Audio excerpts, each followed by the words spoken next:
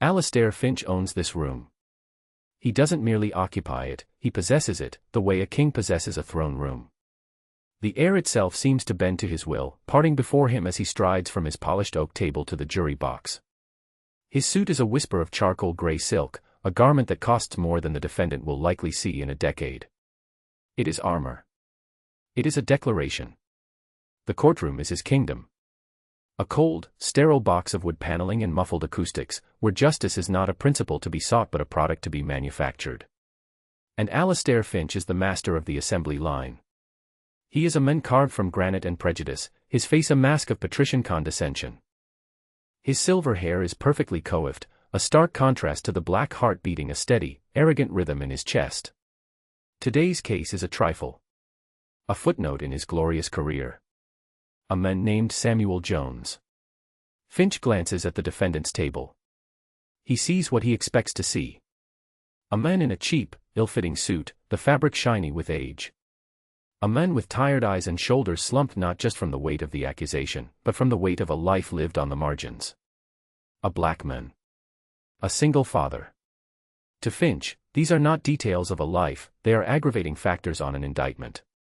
They are checkboxes in the column marked guilty. Samuel Jones sits perfectly still. His hands, calloused from decades of honest work as a mechanic, are folded neatly on the table before him. He does not look at Finch. He does not look at the judge. He stares at a single, imperceptible point on the far wall, his focus absolute. He is a statue of weary dignity, a quiet island in the churning sea of Finch's contempt. Beside him, his public defender, Sarah Jenkins, looks like a frightened mouse. She is young, barely out of law school, her file folders trembling in her lap.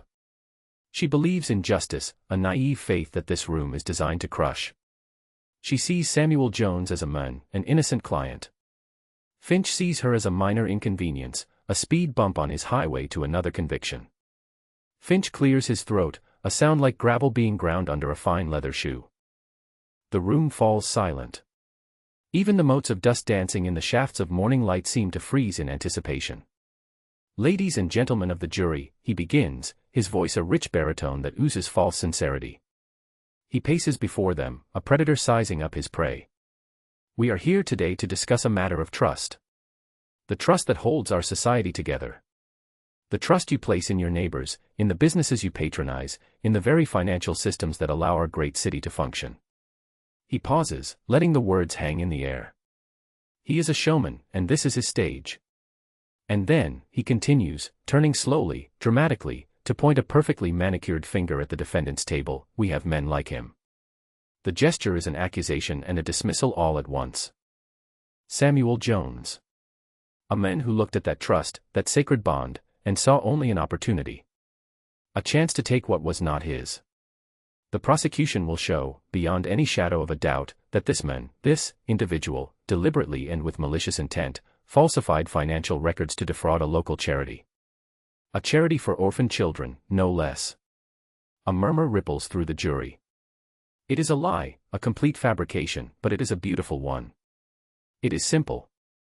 It is ugly. It paints Samuel not just as a thief, but as a monster. Sarah Jenkins rises, her voice a reedy whisper. Objection, Your Honor. Counsel is characterizing the defendant before any evidence has been presented. Judge Wallace, a man whose jowls seem to sag with the weight of his own corruption, waves a dismissive hand. He is Finch's creature, bought and paid for years ago. Overruled. Mr. Finch is simply laying out the framework of his case. Sit down, Miss Jenkins. Sarah sits, her face burning with humiliation. Samuel gives no reaction. He continues to stare at the wall, his breathing slow and even. He knew this was coming. He was prepared for it. Finch gives Sarah a smirk that is pure poison. He thrives on this. The power. The control. The ability to shatter a person's life with a few well-chosen words. He turns his attention back to Samuel, his eyes narrowing. He sees the man's stillness not as strength, but as stupidity. As resignation. Look at him, Finch says, his voice dropping to a conspiratorial tone, as if sharing a secret with the jury. He sits there, cloaked in a silence he mistakes for dignity. But what is it, really? It is the silence of guilt. The silence of a man with no defense. A man who has been caught, red-handed, with his hand in the cookie jar of public decency. Finch takes a few steps closer to Samuel's table, invading his space. He leans down, his voice now a low, menacing hiss meant only for Samuel and his trembling counsel. This is your last chance, Jones. Take the plea. 5 years. You'll be out in 3 with good behavior. A slap on the wrist. You fight this. I will bury you. I will make sure you rot in a cell for 20 years. Do you understand me? Samuel finally moves. He turns his head slowly, and for the first time, his eyes meet Finch's. There is no fear in them. There is no anger. There is only a deep, profound, and unsettling calm. It infuriates Finch. This man, this nobody, is supposed to grovel. He is supposed to beg. I am an innocent man, Mr. Finch, Samuel says, his voice quiet but firm, each word perfectly articulated. Finch recoils as if struck. The sheer audacity. He straightens up, a cruel smile spreading across his lips. The gloves are off. He will not just defeat this man. He will annihilate him. He will make an example of him. An innocent man, Finch repeats, turning back to the jury, his voice dripping with theatrical mockery. An innocent man. Ladies and gentlemen, you will soon learn that the only thing Mr. Jones is innocent of is a basic understanding of right and wrong. He comes from a world where taking what you want is the norm, where responsibility is a foreign concept. Objection. Sarah Jenkins is on her feet again, her voice cracking. Counsel's language is racially charged and deeply prejudicial. Sustained, Judge Wallace says with a bored sigh, though he does nothing to truly admonish Finch. Watch your phrasing, Alistair. Let's stick to the facts. Of course, Your Honor, Finch says, the picture of contrition. The facts. Let's talk about the facts.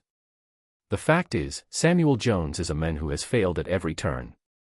A failed mechanic. A failed citizen. A man who can't even manage his own life, let alone his finances.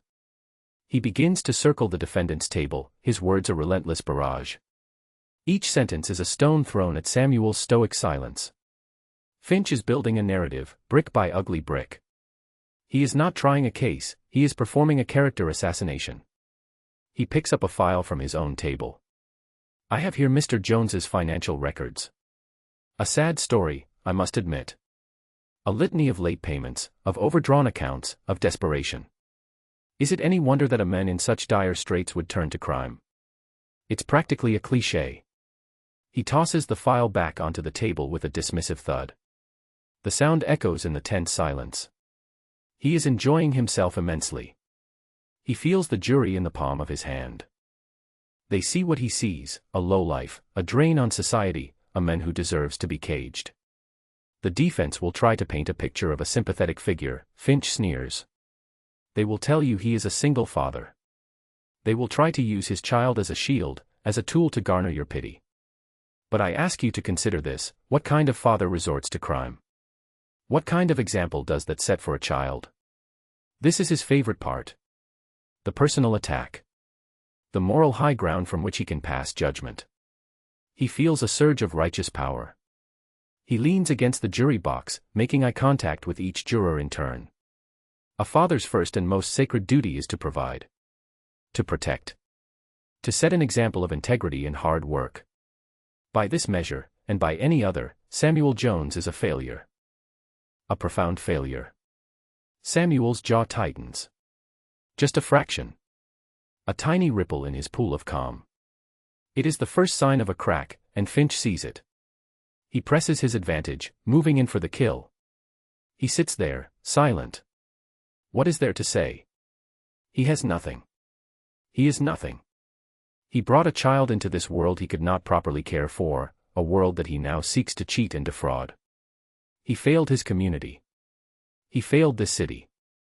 And most of all, Finch's voice rises to a crescendo, filled with scorn and pity, he failed his daughter. He points at Samuel again, his finger trembling with manufactured outrage. Imagine that young woman. Imagine the life she must have had.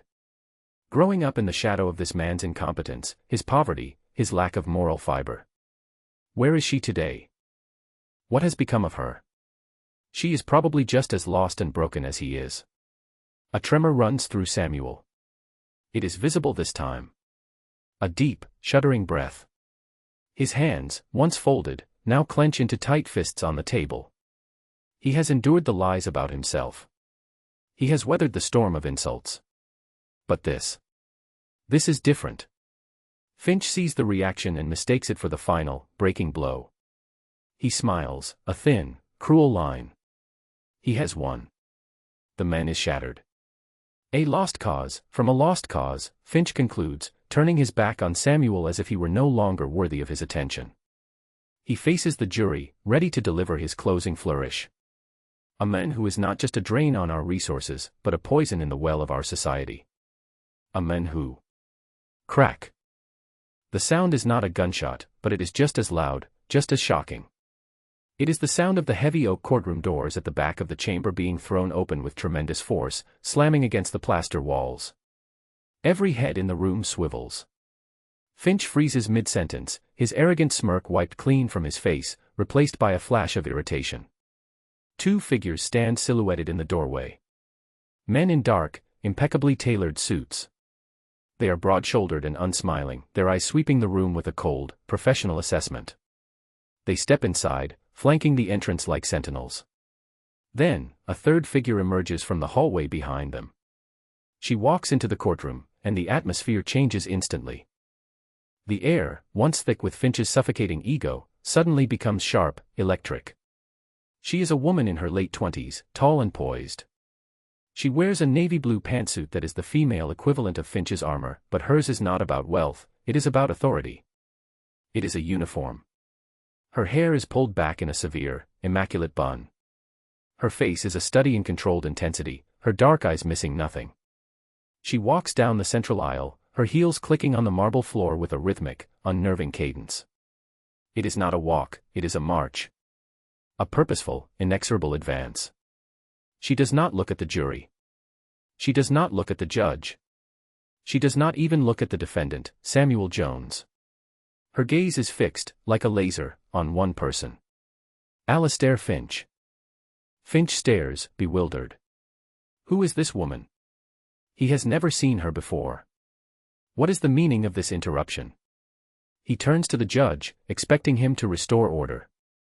What is the meaning of this? Judge Wallace sputters, banging his gavel weakly. This is a court of law. Security. Remove these people at once. The two bailiffs by the wall exchange a nervous glance. They take a step forward, then hesitate. The woman and her two companions radiate an aura of authority that far surpasses their own. The bailiffs wisely stay put.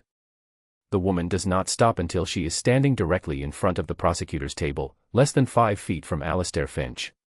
She stops. The clicking of her heels ceases.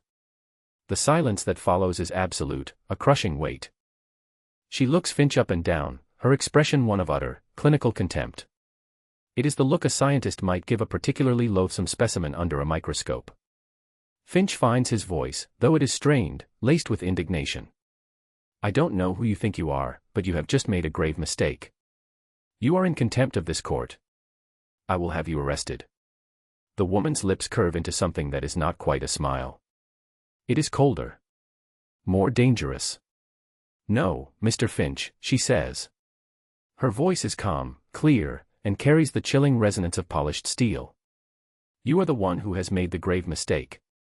She reaches into her jacket and produces a small leather wallet, flipping it open. The golden badge inside catches the light. My name is Special Agent in Charge Evelyn Jones. Federal Bureau of Investigation. A collective gasp sucks the air from the room. Jones. Finch's brain struggles to connect the dots. Jones. Samuel Jones. Evelyn Jones. His eyes dart from the woman's implacable face to the defendant's table. Samuel Jones is no longer staring at the wall. He is looking at his daughter. The clenched fists have relaxed. The tension has bled from his shoulders. On his face is an expression of infinite, heartbreaking pride. The blood drains from Alastair Finch's face. The color vanishes, leaving a pasty, gray mask of horror. His mouth opens and closes, but no sound comes out. His entire world, his kingdom of lies and power, has just tilted on its axis. Alastair Finch, Evelyn Jones says, her voice dropping the temperature in the room by another 10 degrees. You are under arrest for racketeering, conspiracy to obstruct justice, and multiple violations of federal anti-corruption statutes. The prosecutor's legs give way. He stumbles back, catching himself on his table, scattering his carefully arranged files. This is insane, he stammers, his voice a pathetic squeak. A joke. You have no jurisdiction here. This is a state courtroom. Corruption is a federal matter, Mr. Finch, Evelyn says, her tone flat, devoid of any emotion save for a cold, righteous fury. Especially when it's as blatant and far-reaching as yours. My jurisdiction is wherever criminals like you try to hide. Judge Wallace, now purple with rage and panic, begins hammering his gavel. I will have you all thrown in jail. I am the judge in this courtroom. I am in charge here. Evelyn doesn't even grant him a glance. She nods to the 2 agents at the door, who are now joined by 4 more who file in silently, securing every exit. 2 of them begin walking purposefully toward the judge's bench. You were in charge, Judge Wallace, Evelyn says calmly. But your tenure is over. You are also under arrest, as a co-conspirator in Mr. Finch's criminal enterprise. The judge's gavel clatters from his suddenly nerveless fingers. He sinks back into his high-backed chair, his face a mask of disbelief. The courtroom erupts into chaos. Reporters in the gallery are scrambling for their phones. The jury is a mess of confused, shocked faces. Sarah Jenkins, the young public defender, just sits there, her mouth agape, watching the impossible unfold. Finch's mind is a whirlwind of denial. This cannot be happening. It's a nightmare. He points a trembling finger at Samuel. You, he shrieks, his voice cracking. This is your doing. You set me up. Evelyn takes a deliberate step, placing herself between Finch and her father. Her eyes are blazing. He did nothing. He sat here and endured your vile, racist, and slanderous attacks with more dignity than you could possibly comprehend. He trusted the system. He trusted me. She places a sleek, black briefcase on the prosecutor's table, the snaps clicking open with sharp, final sounds. And now, she says, the system is here to settle the account. She pulls out a thin laptop and a portable projector. One of her agents swiftly sets up a screen. The quiet, efficient movements of the federal team stand in stark contrast to the panicked chaos of Finch's crumbling world. The charges against my father, Samuel Jones, are hereby dismissed with prejudice, Evelyn announces, her voice ringing with authority. They were based on fabricated evidence, a coerced witness, and a fraudulent warrant, all orchestrated by Mr. Finch and signed off on by Judge Wallace, in an effort to close a case and frame an innocent man they deemed disposable. She projects an image onto the screen. It is a document. A financial ledger. Exhibit A, she says, her voice as sharp as a scalpel. The forged ledger used to indict my father. Our forensic accounting team traced the digital file's origin. It was created on a computer belonging to Mr. Finch's paralegal, edited on Mr. Finch's home network at 2 a.m. 3 days before the indictment, and then emailed to a detective in the police department's financial crimes unit, a detective who, I might add, received an unexplained cash deposit of $10,000 the following day. Finch stares at the screen, his breathing ragged. He can't speak. He can only watch as his life is systematically dismantled before his eyes. Evelyn changes the slide. A series of bank statements appears. Exhibit B, financial records for a shell corporation registered in the Cayman Islands. A shell corporation owned by Alastair Finch's brother-in-law. You can see here monthly payments, disguised as consulting fees, made to another shell corporation. And who is the owner of that second company? She zooms in on the name. Judge Harold Wallace. A strangled cry escapes the judge's lips as 2 FBI agents reach his bench, gently but firmly taking him by the arms. I want my lawyer, he whimpers. You'll get one, an agent says grimly. You're going to need him. Evelyn is relentless. She is a force of nature, a hurricane of truth tearing through a house of cards. She presents phone records. Text messages. Emails.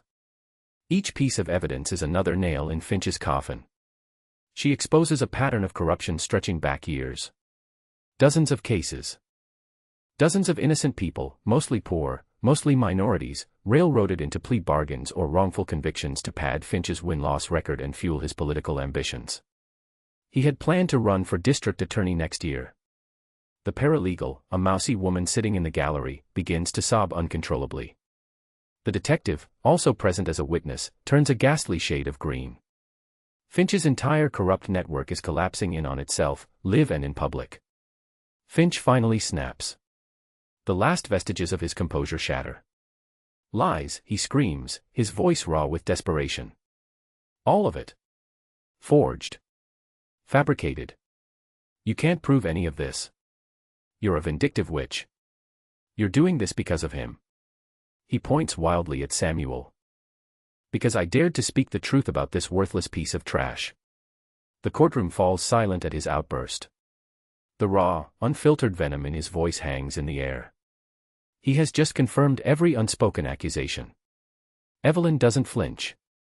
She simply looks at him with an expression of profound pity. You still don't get it, do you, Mr. Finch, she says softly. You think this is about revenge. This is about justice. You built your career on the backs of the powerless. You decided who was worthy of fairness and who was disposable.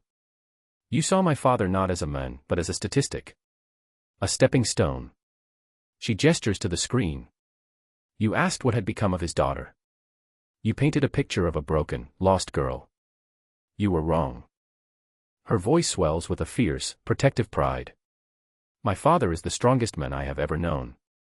He raised me by himself after my mother died. He worked 2 jobs to keep a roof over our head and food on our table. He taught me about integrity, about honor, about looking out for those who can't look out for themselves. Everything I am, every good thing I have ever done, I owe to him. He is not a failure, Mr. Finch. He is my hero. Tears well in Samuel's eyes, but he does not let them fall. He simply watches his daughter, the brilliant, powerful woman he raised, as she rights a terrible wrong. You thought he was alone, Evelyn continues, her gaze burning into Finch.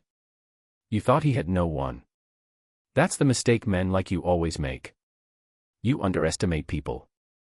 You assume that because someone is quiet, they are weak. Because they are poor, they are powerless. She takes a deep breath, composing herself for the final blow. I have one last piece of evidence for the court, she says, her voice returning to its professional, icy tone. And for the public record. She clicks a final file. A video begins to play on the screen. The image is grainy, clearly from a security camera. The setting is a dimly lit bar, the kind with dark wood and expensive leather chairs. The timestamp in the corner reads 2 weeks ago. Alastair Finch is on screen, holding a glass of whiskey. He is talking to another man, a wealthy developer who was a major donor to his political campaign. The audio is surprisingly clear, enhanced by FBI technicians. The charity fraud case. Finch on the screen says with a dismissive wave of his hand. It's a slam dunk. The evidence is garbage, of course. We cooked it up. But we needed to close the books on that investigation, make the department look good. The other man chuckles. Who's the poor sap you pinned it on? Finch takes a sip of his whiskey and smirks. The same arrogant, poisonous smirk he wore in the courtroom just an hour ago. Some guy. Jones, I think his name is. A mechanic from the South Side.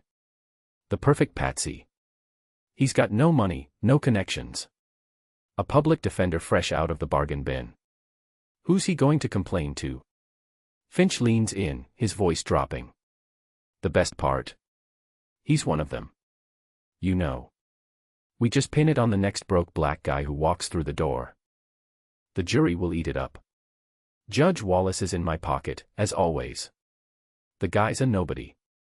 The on-screen Finch laughs, a harsh, ugly sound.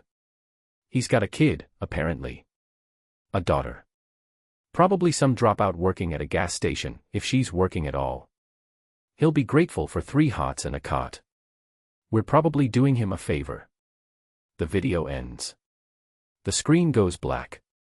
The silence in the courtroom is a physical thing. It is heavier than stone, deeper than the ocean. It is the sound of a man's soul being laid bare for the world to see, and finding nothing there but rot. Alastair Finch stands frozen, his face the color of ash. He looks like a man who has just watched his own obituary. There is no fight left in him. No bluster. No arrogance. There is only the hollow, empty shell of a man who has been utterly and completely destroyed. An FBI agent steps up behind him. The agent is a large, impassive man who has seen his share of powerful men fall. He takes out a pair of handcuffs. Alastair Finch, the agent says in a calm monotone, "You have the right to remain silent." The sound of the first cuff clicking shut around Finch's wrist is like a thunderclap in the silent room. Anything you say can and will be used against you in a court of law. The second click. The agent places a hand on Finch's shoulder and turns him around. The expensive silk suit is now rumpled, pathetic. The once mighty prosecutor is just a common criminal in a bad suit. As they lead him down the aisle, past the stunned jury, past the scrambling reporters, his gaze falls on Samuel Jones. His eyes, once full of contempt, are now pleading. Pleading for what? Understanding. Mercy. It is too late for either. Samuel meets his gaze. He does not glare. He does not smile in triumph. His expression is one of a vast, weary sadness. He feels nothing for this man but a profound pity for the emptiness of his life. And then Samuel speaks. His voice is not loud, but in the tomb-like silence, it carries to every corner of the room. "You didn't see a man, Mr. Finch," he says, his voice steady. "You only saw a stereotype. You only saw what you wanted to see. That was your mistake." Finch flinches as if slapped. The words hit him harder than any physical blow. They are the simple, undeniable truth. The epitaph for his entire career. His entire life. The agents lead him out the double doors, and he disappears from view. Evelyn walks over to her father's table. The public defender, Sarah, is staring at her with an expression of pure, unadulterated awe, as if seeing a superhero in the flesh. Evelyn ignores her for the moment. She puts a hand on her father's shoulder. She doesn't need to say anything. He looks up at her, and the pride in his eyes is all the thanks she will ever need. The kingdom has fallen. The tyrant is deposed. And in the ruins, justice, for the first time in a long time in this room, is finally being served. The fallout is not a storm. It is a cleansing fire. Alastair Finch's trial is a media sensation, a public spectacle of a spectacular fall from grace. He hires the most expensive defense team in the state, but it is like trying to stop a tsunami with a picket fence. The evidence Evelyn Jones and her team compiled is ironclad, a mountain of corruption so vast it is impossible to scale. The video from the bar is played on every news channel, a viral clip of arrogance getting its just desserts. His former allies, from Judge Wallace to the lowly paralegal, all turn on him, scrambling for plea deals, eager to testify against the men who had been the sun in their corrupt solar system. The verdict is swift. Guilty. On all counts. The sentencing is brutal. The new judge, a stern, no-nonsense woman brought into clean house, makes an example of him. She speaks of the sacred trust he shattered, of the countless lives he ruined for the sake of his own ego and ambition. Alastair Finch, the man who once wielded 20-year sentences like a weapon, is sentenced to 30 years in a federal supermax prison. No possibility of parole. His assets are seized to create a restitution fund for his victims. His law license is ceremonially revoked. He is stripped of everything that once defined him, left with nothing but a number and a concrete cell. He spends his days staring at a wall, just as Samuel Jones once did, but Finch's wall is real, and it will be the only view he has for the rest of his life. Judge Harold Wallace fares little better. Impeached in a unanimous vote, he is tried and convicted of conspiracy and accepting bribes. His sentence is 15 years. His pension is stripped, his name removed from the courthouse he once defiled with his presence. He dies of a heart attack in the prison infirmary 2 years into his sentence, a forgotten footnote in the scandal that bore Finch's name. The lesser players in the conspiracy are swept away by the tide. The detective who took the bribe gets 5 years. The paralegal receives 2 years of probation in exchange for her full cooperation. The rot in the district attorney's office and the local judiciary is exposed, leading to a massive federal oversight program. Dozens of lawyers and court officials are fired, disbarred, or indicted. The entire corrupt edifice that Finch built comes crashing down. But for every action, there is an equal and opposite reaction. For every villain punished, a hero is rewarded. Samuel Jones is, of course, fully and publicly exonerated. The city, facing an unwinnable lawsuit for malicious prosecution, settles with him for a sum that is staggering. The official amount is sealed, but reporters estimate it to be in the tens of millions. But Samuel is not a man motivated by money. He is motivated by principle. He uses the settlement to create a new foundation. He calls it the Jones Initiative for Justice.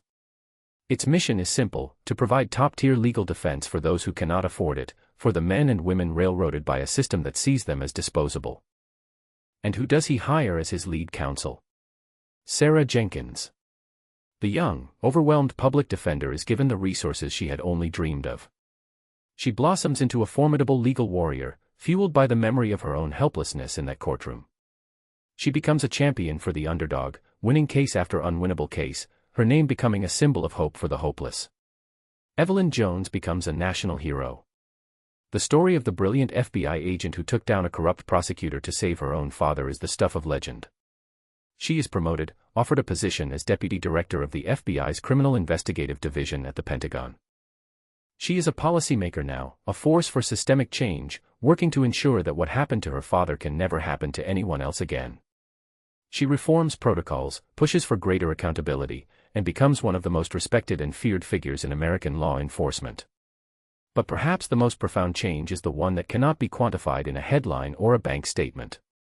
The Jones Initiative, armed with federal files unsealed during the investigation, begins a systematic review of every case Alastair Finch ever prosecuted. What they find is a graveyard of justice. Over the next year, their work leads to the overturning of 47 wrongful convictions. 47 people, men and women who had lost years, sometimes decades, of their lives to Finch's ambition, walk free. Families are reunited. Lives are rebuilt. The restitution fund established from Finch's seized assets helps them get back on their feet. The cleansing fire continues to burn, cauterizing the wounds of a broken system. 1 year later, the press conference is held in a bright, modern building, all glass and light.